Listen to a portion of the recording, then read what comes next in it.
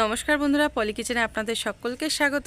বন্ধুরা, আজ আমি আপনাদেরকে তৈরি করে দেখাবো নিরামিষ আলুর দম বা আলুর তরকারি। এটি কিন্তু রুটি, লুচি কিংবা পরোটা এগুলোর সাথে খেতে খুবই ভালো লাগে। আর এটি আমি খুব অল্প মশলায় এবং অল্প উপকরণেই তৈরি করছি। রেসিপিটা সম্পূর্ণ দেখুন, আশা করি আপনাদের ভালো লাগবে। আর যদি রেসিপিটা ভালো লাগে অবশ্যই বেশি বেশি করে লাইক, কমেন্ট অ্যান্ড শেয়ার করে দেবেন। আর যদি আমার চ্যানেলে নতুন হয়ে থাকেন, এখনও আমার চ্যানেলটাকে সাবস্ক্রাইব করেননি, অবশ্যই আমার চ্যানেলটাকে সাবস্ক্রাইব করে পাশে থাকা বেল আইকনটি প্রেস করে নোটিফিকেশানটা অন করে রাখবেন। যখনই আমি নিত্য নতুন কোনো ভিডিও আপলোড করব, সবার প্রথমে আপনার কাছে নোটিফিকেশান পৌঁছে যাবে। তাহলে চলুন দেখাই আমি কিভাবে নিরামিষ আলুর তরকারি বা আলুর দমটা তৈরি করছি। নিরামিষ আলুর দম করার জন্যে আমি এখানে আলু, দেখুন নতুন আলু আমি কেটে ধুয়ে এবার এটাকে আমি সিদ্ধ করে নেব। নিরামিষ আলুর দম করার জন্য এখানে আমি কিছু গোটা মশলা নিয়েছি 2টো শুকনো লঙ্কা, 1 চামচ ধনে, 1 চামচ জিরে, আর এখানে নিয়েছি গরম মশলা, এখানে নিয়েছি লবঙ্গ, এলাচ আর দারচিনি। এগুলো আমি সব শুকনো খোলায় ভালোভাবে ভেজে নেব।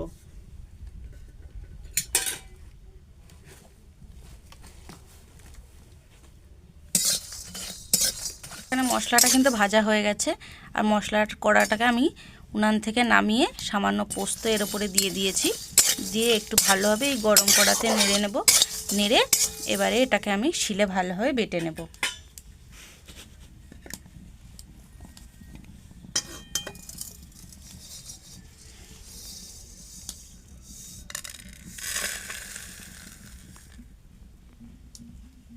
এবার মশলাটা একটু ঠান্ডা অবধি অপেক্ষা করব, তারপর এটাকে ভালোভাবে বেটে নেব। এখানে আমি কড়াটা বসিয়ে দিয়েছি। এবারে দিয়ে দেবো তেল,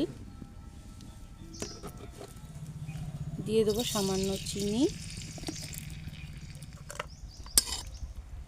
দেখুন চিনিটা কিন্তু আস্তে আস্তে কালার ছাড়তে আরম্ভ করে দিয়েছে। এবারে এতে দিয়ে দেবো 1 চামচ মতো জিরে,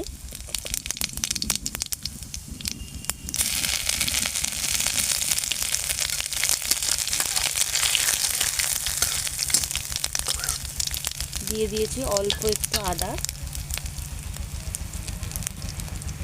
এবারে দিয়ে দেবো কাঁচা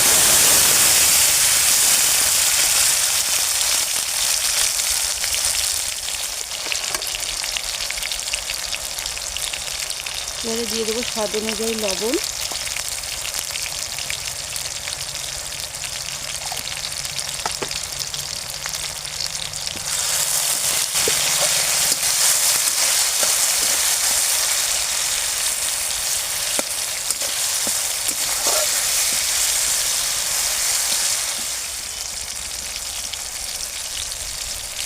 এবারে দিয়ে দেবো হলুদ,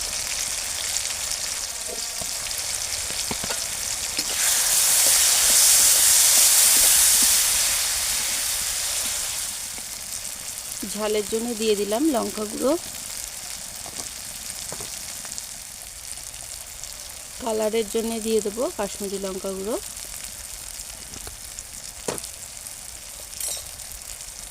সমস্ত দেওয়ার পর একটু ভালোভাবে নেড়ে নেব।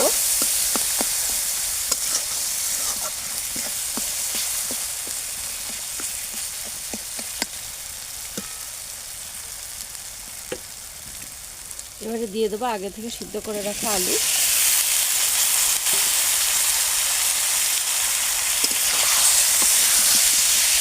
আলুটা কিন্তু আমি লবণ দিয়েই সিদ্ধ করেছিলাম।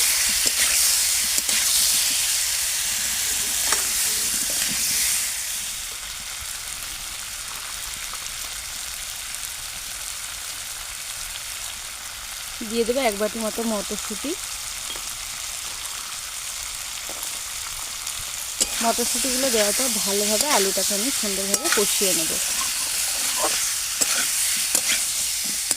আপনারা চাইলে আলুটা কিন্তু আগে তেলে ভেজে নিতে পারেন।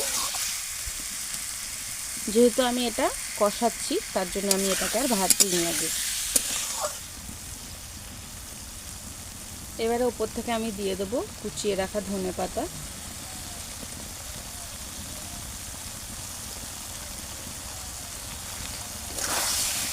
ধনেপাতা দিয়ে আবার ধনেপাতাটা আমি এই আলুর সাথে সুন্দরভাবে মিক্স করে দেবো।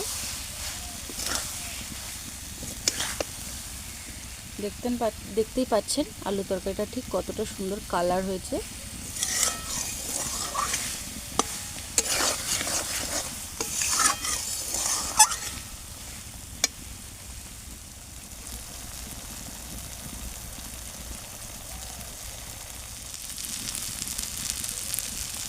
এবারে আমি এতে দিয়ে দেবো সামান্য জল।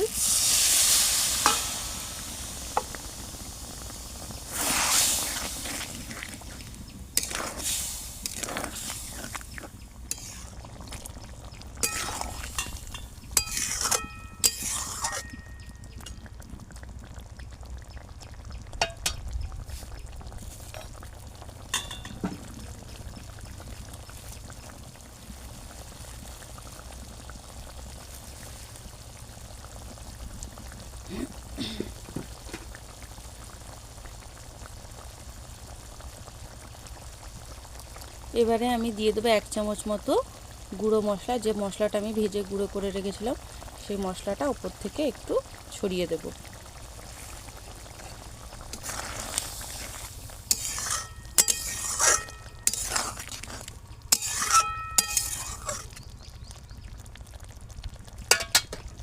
এইরকম কিন্তু শীতের সকালে কিংবা রাতে এটা ঝটপট বানিয়ে ফেলতে পারেন।